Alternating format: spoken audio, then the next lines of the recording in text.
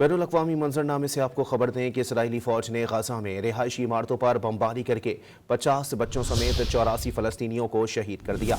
लबनान पर भी हमले किए गए, जिसके बाइस शाम और लबनान सरहद को बंद कर दिया गया। इसराइली फौजियों ने गजा में एक बार फिर कयामत ढा दी। इसराइली जंगी तैयारों ने शिमाली गजा में 2 रिहायशी इमारतों पर बमबारी कर दी, जिसके नतीजे में 84 फलस्तीनी शहीद हो गए। जान से जाने वालों में 50 से ज्यादा बच्चे भी शामिल हैं। इसराइली फौज ने खान यूनिस में हमास के सीनियर रहनुमा को मारने का दावा किया है। इसराइली वजीर खजाना ने अपने मज़हक़खेज़ बयान में कहा कि गजा पर दोबारा कब्जा होना चाहिए। इसराइली फौज सलामती को यकीनी बनाने के लिए कई साल तक गजा की पट्टी में मौजूद रहेगी। दूसरी जानिब हमास के सीनियर ओहदेदारों ने कहा है कि इसराइल गजा में जंगबंदी के मुज़ाकरात को संजीदगी से नहीं ले रहा। इसराइल ने आरज़ी जंगबंदी की पेशकश की है, जो जंग को मुस्तकिल तौर पर रोकने के मुतालिबात के बरक्स है। उधर इसराइली फौज के लबनान पर भी हमले जारी हैं।